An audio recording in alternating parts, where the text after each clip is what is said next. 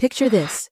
It's 10:47 p.m. the night before your wedding, and your mother, the woman who supposedly loves you, hands you chamomile tea for your nerves. The cup is warm, it smells like honey and lavender. You drink it because, despite everything, despite years of emotional warfare, you still have that stupid, stubborn hope that maybe, just maybe, she's chosen to be kind tonight. 20 minutes later, your limbs feel like concrete. Your tongue is thick. Your eyelids are closing no matter how hard you fight. That's when you hear your father's voice, cold and clinical, like he's reading a verdict in court. Do it now, before she fully loses consciousness. We have maybe 10 minutes. Welcome back to Formidable Revenge Channel, and I love you as you hit that subscribe button. If you're already hooked, smash that like button, because this story is about to get darker than you can imagine. Drop a comment telling me where you're watching from, and buckle up. The buzz of electric clippers cuts through the air. You try to scream, but your vocal cords won't cooperate. You feel the vibration against your scalp, the sickening sensation of your hair, your beautiful dark hair that took years to grow, falling away in chunks. Your mother's hands are steady and methodical as she shaves your head, section by section, while you drift in and out of awareness, trapped in your own body, unable to fight back. And through the fog, you hear them, both of them, justifying it. "This is for her own good," Dad said, his prosecutor's voice devoid of emotion. "She needs to learn that actions have consequences." "She's always been so stubborn," Mom whispered, almost tenderly, as if she were tucking me in for bed instead of mutilating me. "Maybe now she'll finally understand that she can't just do whatever she wants. She's embarrassed this family for the last time." I wanted to ask what I'd done. What terrible crime warranted this? But the drug pulled me under, and the last thing I remember was the sound of my own hair hitting the hardwood floor. I woke up at 6:03 a.m. on what was supposed to be my wedding day. My mouth was dry as sandpaper.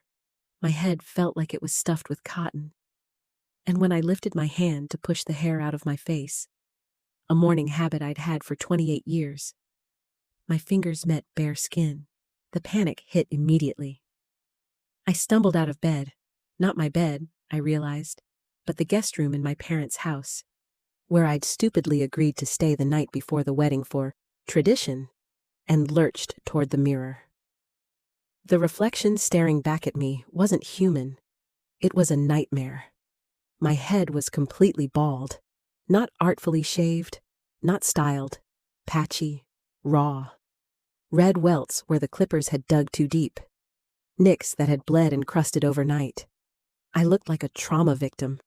I looked like someone who'd survived a violent assault, because that's exactly what I was.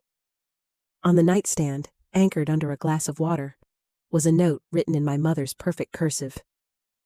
"Callie, you've embarrassed this family one too many times.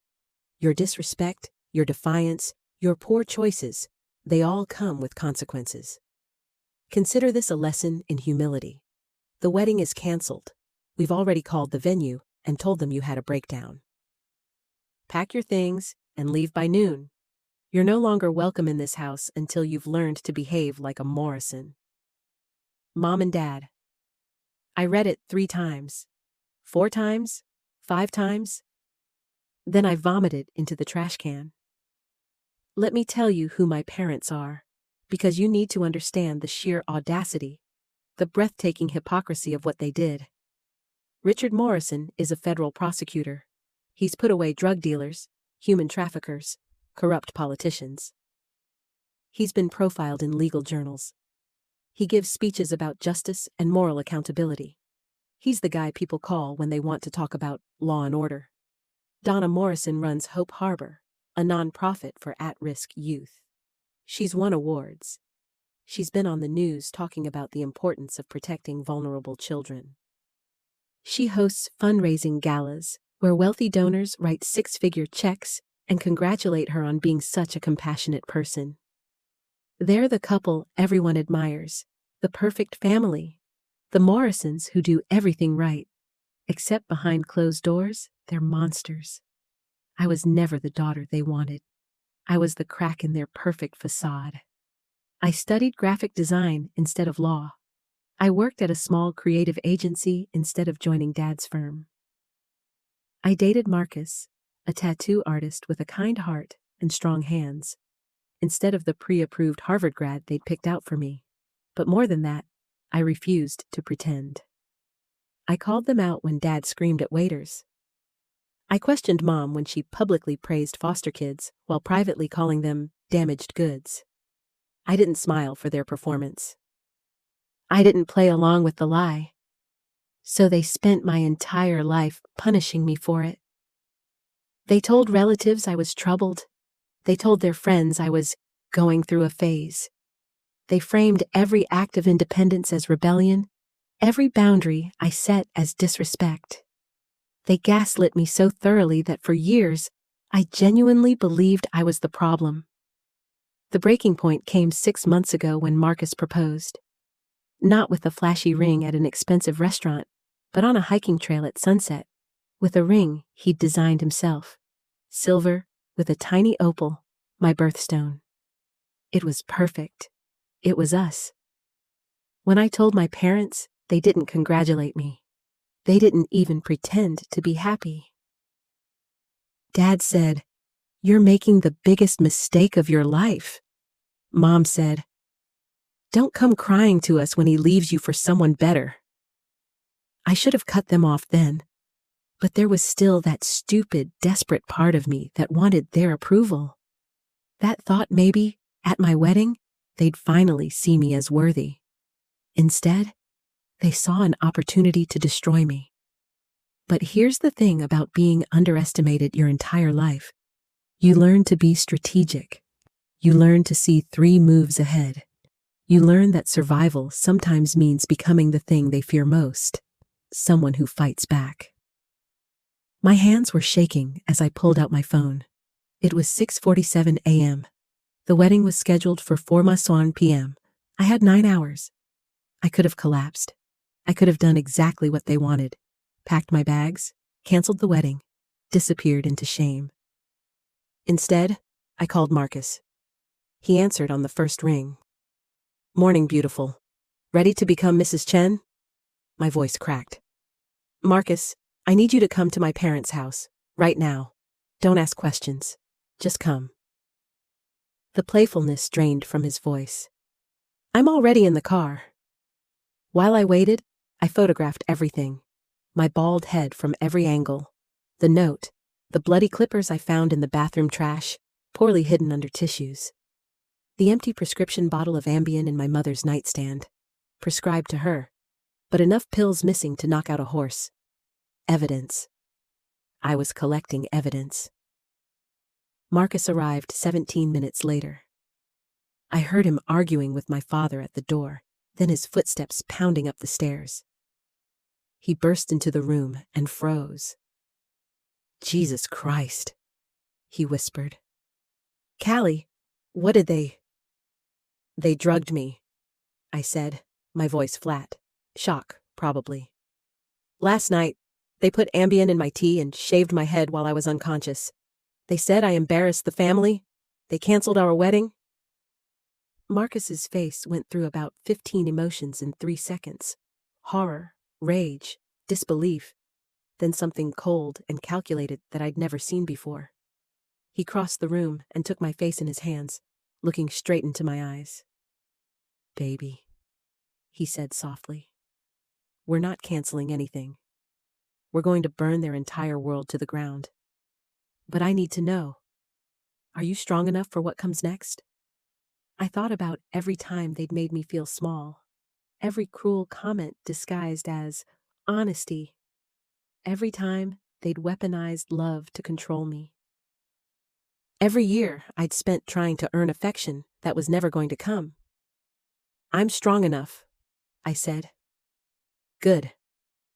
He pulled out his phone. "Because I need to make some calls." By 8 a.m., my apartment, the one I shared with Marcus, was full of people I trusted. There was Devin, Marcus's older brother, a criminal defense attorney with a reputation for destroying powerful people who thought they were untouchable. He walked in carrying a laptop and a briefcase, took one look at my head, and said, "Tell me everything. Don't leave out a single detail." There was Rachel Kim, Devin's colleague, a former prosecutor who'd left the DA's office specifically because of my father. "Richard Morrison is a sanctimonious prick who cuts corners and bullies witnesses," she said bluntly. "I've been waiting years for a chance to take him down. Today might be Christmas." And then there was Jade, my maid of honor, who'd been my best friend since college. She showed up with coffee, breakfast, and a baseball bat. "Just in case we need to have a different kind of conversation with your parents," she said, only half joking. Marcus pulled up our security footage on his laptop. We'd installed cameras after a break-in scare 3 months ago. Motion-activated, cloud-backed, the works.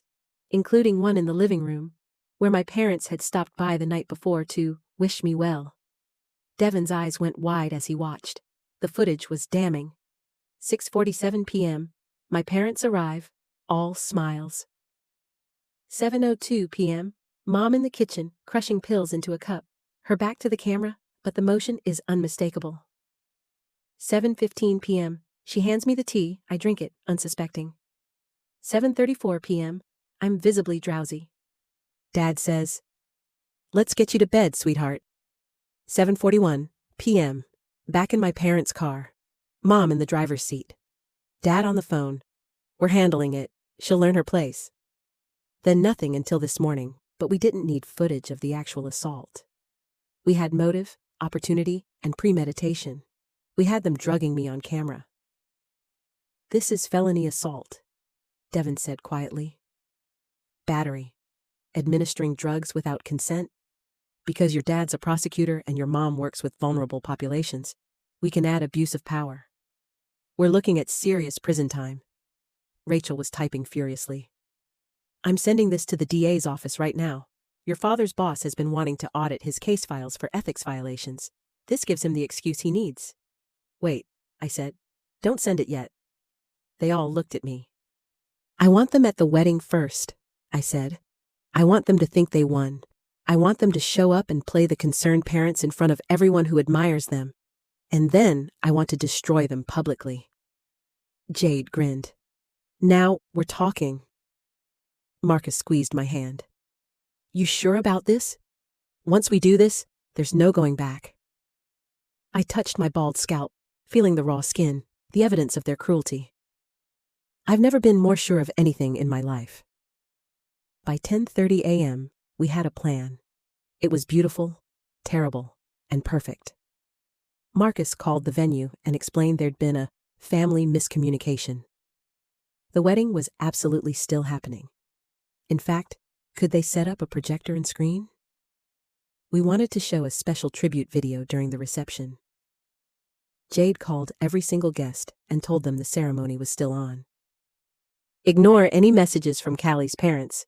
There's been a misunderstanding, but everything's fine. We'll see you at 4 p.m. Rachel contacted the DA's office off the record. "I'm sending you evidence of a felony committed by one of your own prosecutors. But I need you to hold off on the arrest warrant until tonight. Trust me, this is going to be very public, and you're going to want the optics."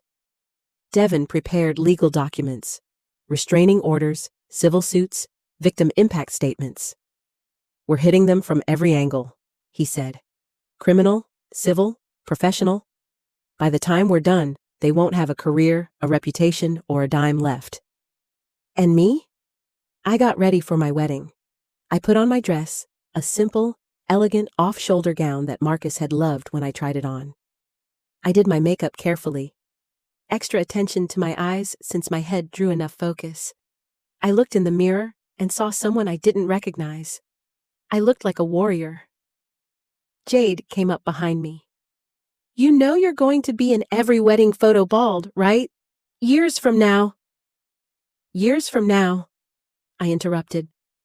"I'm going to look at these photos and remember the day I took my power back. I'm going to remember that I didn't let them break me." She hugged me carefully, mindful of my tender scalp. You're the bravest person I know. At 3:45 p.m., we arrived at the Botanical Gardens. The venue was stunning. White chairs arranged in rows, flowers everywhere, string lights waiting to twinkle at sunset. 150 guests were already seated, including my parents. They sat in the front row, dressed immaculately, wearing expressions of concerned compassion. When they saw me, bald and in my wedding dress, Mom actually gasped and reached out like she wanted to help. The audacity was breathtaking. I walked past them without a word and took my position at the back of the aisle. Marcus was already at the altar, looking devastatingly handsome in his suit. When our eyes met, he nodded slightly. It's time. The ceremony began. Music played. Guests stood. And I walked down that aisle completely bald, head high, meeting every shocked gaze with calm certainty. Let them look. Let them wonder. Let them see exactly what a perfect family was capable of. When I reached the altar, Marcus took both my hands and whispered, "You're magnificent." The officiant, a family friend who'd known me since childhood, cleared her throat. She was in on the plan. Before we begin the traditional ceremony, Callie has asked to share something with all of you. Callie? I turned to face the guests. My parents were watching me with barely concealed horror, probably wondering what I was about to say, whether I was about to expose them. They had no idea. Thank you all for being here, I began, my voice steady and clear. Today was supposed to be about Marcus and me starting our life together. But before we can move forward, I need to address something that happened last night. Something that every person in this garden needs to understand about the difference between image and truth. I nodded to Jade. She pressed a button on her phone. The projection screen behind me flickered to life, and then, in high definition, in front of 150 witnesses, the security footage played. My mother crushing pills into tea, her face clearly visible. Timestamp 7:02 p.m. Me drinking it, trusting her. Timestamp 7:15 p.m. My father's voice cold and certain. Let's get you to bed, sweetheart. Timestamp 7:34 p.m. The car footage, audio enhanced. We're handling it. She'll learn her place. The garden went silent. Completely, utterly silent. Then the whispers started. Gasps. Someone's sob. A man's voice. Oh my God, did they actually? When the video ended, I let the silence stretch. Let it become unbearable.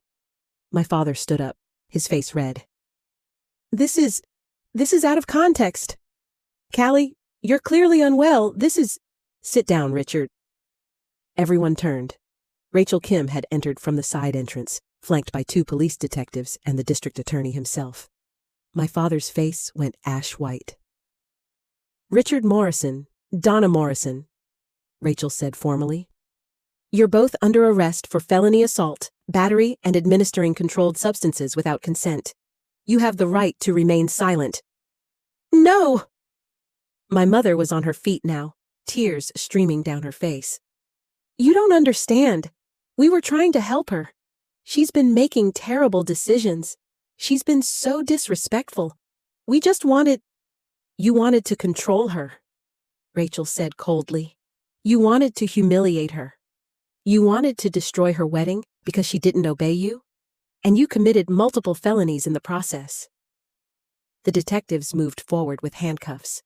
My mother looked at me, desperate. Callie, please, we're your parents. We love you. You can't do this to us. Think about our reputation. Think about everything we've built. And that's when something inside me snapped. All the years of gaslighting, all the times they'd made me question my own reality, all the pain they'd inflicted while calling it love, it crystallized into perfect, cold clarity. You don't love me? I said quietly. You love control. You love the image of having a perfect daughter. But you never loved me. If you had, you wouldn't have drugged me and shaved my head the night before my wedding. If you had, you would have celebrated my happiness instead of trying to destroy it. My father tried one more time. Callie, please, I'm begging you. Don't do this. We can fix this. We can go to therapy. We can... Therapy? I almost laughed. Dad, you're going to prison. You're a prosecutor. You know exactly what you did. You knew it was illegal. You knew it was wrong. And you did it anyway because you thought I would be too weak, too broken, too afraid to fight back. I stepped closer to him, close enough that only he could hear my next words. You made me afraid my whole life, but I'm not afraid anymore. And now you get to learn what consequences really feel like. The detectives handcuffed them both. My mother was sobbing. My father was silent, his prosecutor's mask finally cracking to reveal the panic underneath. As they were led away, 150 wedding guests sat in stunned silence, watching the pillars of the community being arrested for assaulting their own daughter. Devon stepped forward with a folder. Before they're taken away, I have civil lawsuits being filed tomorrow for emotional distress, assault, and intentional infliction of emotional harm. I also have complaints being filed with the State Bar Association and with the Board of Hope Harbor Nonprofit. By the end of the week, neither of you will have careers anymore. And, Rachel added, the DA's office will be reviewing every case Richard Morrison has prosecuted in the last 10 years. If you cut corners, if you bullied witnesses, if you violated anyone's rights, it's all coming out now. My parents were escorted out in handcuffs. Through the garden, past every colleague, every friend, every person who'd admired them. The perfect family was over. After they were gone, the garden remained silent for a long moment. Then Pastor Williams, who'd baptized me as a baby, stood up. I think, he said softly, that we've all witnessed something extraordinary today. We've watched a young woman refuse to be a victim. We've seen courage that most of us will never have to find. And I think the best thing we can do now is honor her by celebrating the joy that was almost stolen from her. He looked at me. Callie, Marcus, would you still like to get married? Marcus was already beside me, his hand finding mine. More than anything. So we did. We got married in a botanical garden, in front of 150 witnesses who just watched me destroy my own parents. I was bald, scarred, and wearing a wedding dress. Marcus was crying. Half the guests were crying. Even the photographer was crying. When the officiant said, "You may kiss the bride," Marcus cupped my bare head in his hands and kissed me like I was precious. Like I was whole. Like I was exactly who I was supposed to be. The guests erupted in applause. Not polite wedding applause, but the kind of applause that comes from witnessing something raw and real and triumphant. My parents both pleaded guilty to avoid trial. Dad got 18 months in federal prison and was disbarred. Mom got 12 months and lost her nonprofit. Their house, the one they were so proud of, was sold to pay legal fees and my civil settlement. Hope Harbor was investigated and shut down after auditors found financial irregularities and evidence that Mom had been embezzling donation money for years. Turns out, the perfect family had been funding their lifestyle by stealing from at-risk kids. The media coverage was brutal. Prosecutor and nonprofit director arrested for assaulting daughter. The story went viral. Their faces were everywhere. Every article included the security footage. Every comment section tore them apart. Everything they'd spent decades building, gone in a single day. As for me, my hair is growing back. It's shorter than before, but I kind of like it. It makes me feel fierce. Marcus jokes that I look like a superhero, and maybe he's right. We're happy. Genuinely, freely happy in a way I never was when I was still trying to earn my parents' love. Sometimes people ask if I regret it, if I feel guilty for destroying them so completely. And the answer is no. They had a choice. They could have loved me, They could have let me be happy. They could have been the parents I needed instead of the controllers they wanted to be. Instead, they drugged me and shaved my head the night before my wedding. So I made sure the whole world knew exactly who they really were. Some people call it revenge. I call it justice. And I'd do it again in a heartbeat. Some families are born. Some families are chosen. And some families need to burn before you can finally be free.